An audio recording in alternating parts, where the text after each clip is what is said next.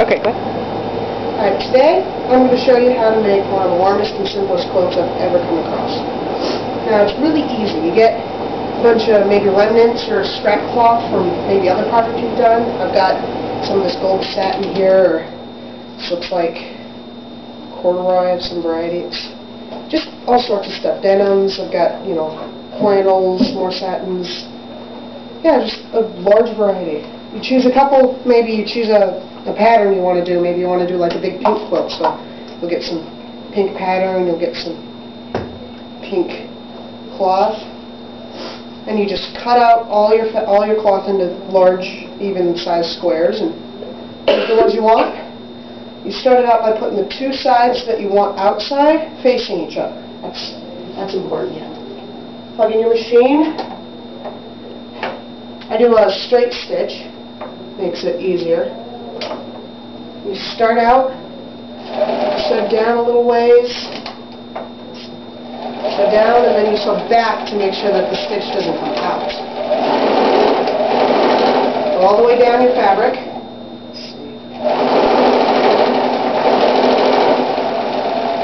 And then you back stitch again.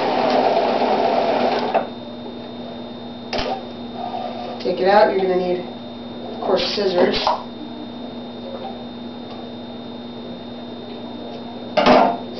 You open it up and you got two squares put together, ready to put into a quilt. Now, I would do this, you know, until you get a large strip of squares like this, about 2 yards or so long. Depends on how long you want your quilt. I do 2 yards. It's a good even number. You get like 2 or 3 of these strips together. Let's see, I got this one, and then I got another one back here that's mostly done. You put them, of course, with the right sides together. You sew it just like you did the squares. You back stitch.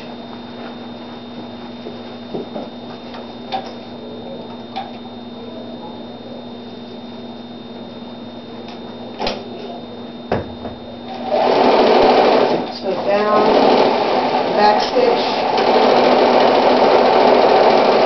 And then you continue all the way down until you get your strip all put together. I'll just end it early there.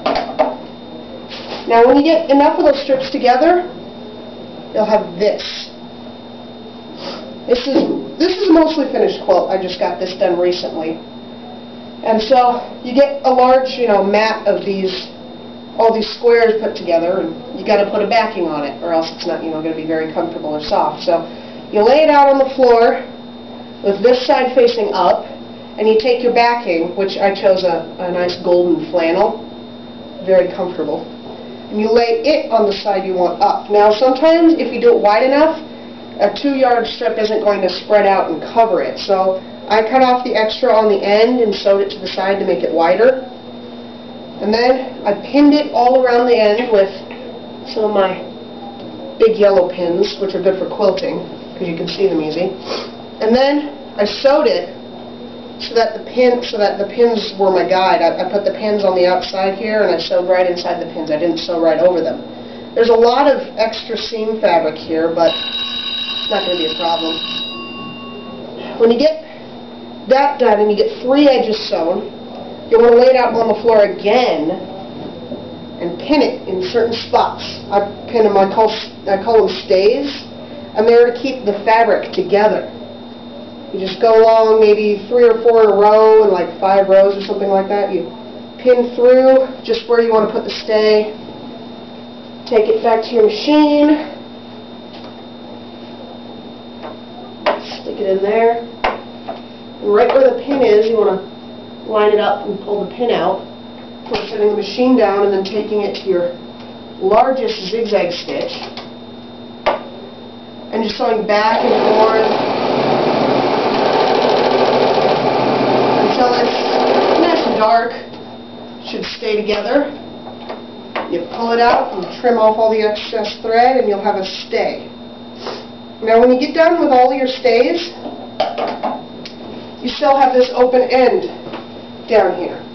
Now the best way to deal with this is to take all this extra cloth and fold it in on both sides, on the backing and the fronting. You fold it in all the way down until you get pretty much an even straight line that you pin. Pin all the way down here like so. And then you just sew a straight stitch along there. It'll look different than the other seams, but it'll work just the same way. And that's your finished quilt. Big and comfy.